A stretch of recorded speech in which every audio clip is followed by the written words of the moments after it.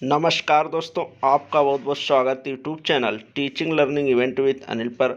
आज हम देखेंगे टीजीटी आर्ट कला विषय के अंतर्गत कुछ महत्वपूर्ण टिप्पणियां जिससे आपके प्रतियोगी परीक्षा टीजीटी आर्ट कला विषय के अंतर्गत महत्वपूर्ण प्रश्न बनते हैं। तो आइए देख लेते हैं कुछ महत्वपूर्ण टिप्पणियां जो आपके टीजीटी आर्ट कला विषय से संबंधित हैं। ठीक, तो पहला है न्यूमिस्टिक। जानते हैं न्यूमिस्टिक किसे कहा जाता है? तो न्यूमिस्टिक मुद्रा शास्त्र है। इसके अंतर्गत सिक्कों का अध्ययन किया जाता है। आपकी परीक्षा में सीधे प्रश्न पूछ लेता है कि न्यूमिस्टिक किसे कहा जाता है? तो सिक्कों के अध्ययन को। ठीक, सिक्कों के अध्ययन को न्यूमिस्टिक कहा जाता है। यहाँ से आपका प्रश्न बन जाता है। आइए आगे देख लेते हैं। आगे आपका ईपीग्राफी। ईपीग्राफी किसे कहते हैं इसको जान लेते हैं। तो ईपीग्राफी अभिलेख शास्त्र है। इसके द्वारा अभिलेखों का अध्ययन किया जाता है। तो पूछा जाए अभिलेखों के अध्ययन को क्या कहा जाता है? तो ईपीग्राफी कहा जाता है। और सिक्कों के अध्ययन को तो न्यूमिस्टिक कहा जाता है, जो मैंने अभी ऊपर बताया। आइए नेक्स्ट आगे देखते हैं। मूर्ति कला। मूर्ति कला वह कला है जिसमें आधार सामग्री को सभी दिशाओं से तराश कर उसे मूर्ति का रूप दिया जाता है और जिसका अवलोकन सभी दिशाओं से किया जा सकता है। ठीक, यानी जो मूर्ति कला है उसमें क्या होता है? तो मूर्ति कला में हम किसी पत्थर हो गया, लकड़ी हो गया, किसी चीज़ को तराश करके उसे मूर्ति का रूप देते हैं और उसका अवलोकन सभी दिशाओं से कर सकते हैं। इस प्रकार से जो मूर्ति कला है, आगे भी आप देखेंगे, त्रिआयामी होती है।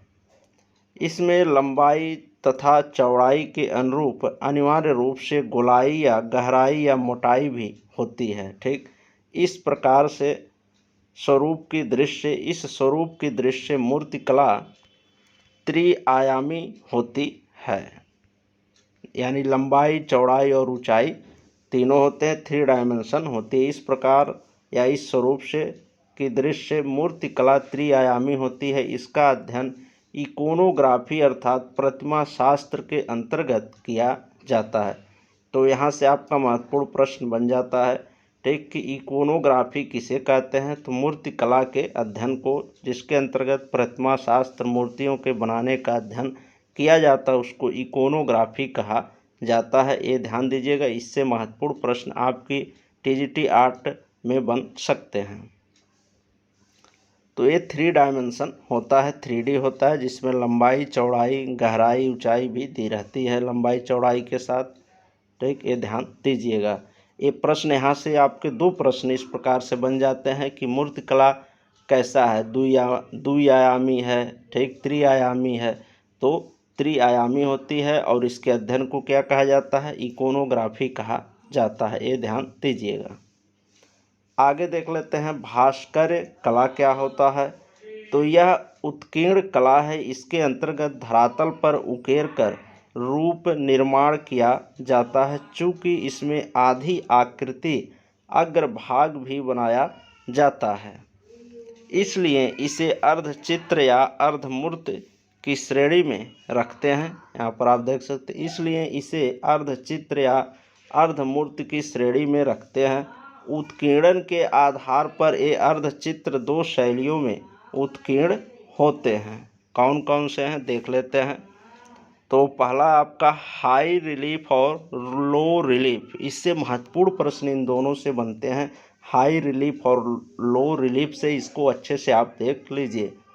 तो हाई रिलीफ को जानते हैं, इसमें उत्कीर्णन कार्य अपेक्षाकृत गहराई में किया जाता है, जिससे आकृति में उभार या गोलाई का स्पष्ट आभास होता है और आकृति देखने में सुंदर लगती है। तो ये है आपका हाई रिलीफ। हाई रिलीफ में जो उत्कीर्णन कार्य होता है वो क्या होता है? गहराई में किया जाता है। ये ध्यान दीजिएगा। और लो रिलीफ को देख लेते हैं क्या होता है। इसके अंतर्गत उत्कीर्णन कार्य अपेक्षाकृत कम गहराई में किया जाता है। ठीक, तो यहाँ से आप वर्ड से ही समझ सकते हैं। हाई का है यानी अधिक गहराई की बात किया जा रहा है, और अगर लो कह रहा है यानी कम गहराई की बात हो रही है। लो रिलीफ मतलब कम गहराई में उत्कीर्णन कार्य होगा, हाई रिलीफ मतलब अधिक गहराई में उत्कीर्णन कार्य होगा। ये ध्यान दीजिएगा, इससे आप आसानी से इसको याद रख सकते हैं।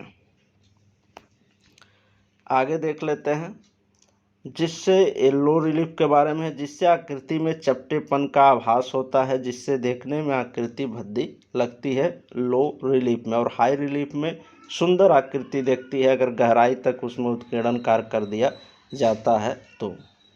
आगे देखते हैं मानविकी।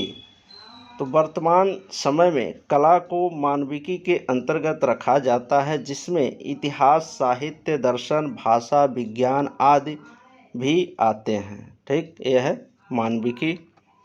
और निष्पादन कलाएं क्या होती हैं इसको भी जान लेते हैं। तो संगीत, नृत्य, ठीक, संगीत, नृत्य, रंगमंच आदि निष्पादन कलाओं के अंतर्गत आते हैं, जिसका हम निष्पादन करते हैं।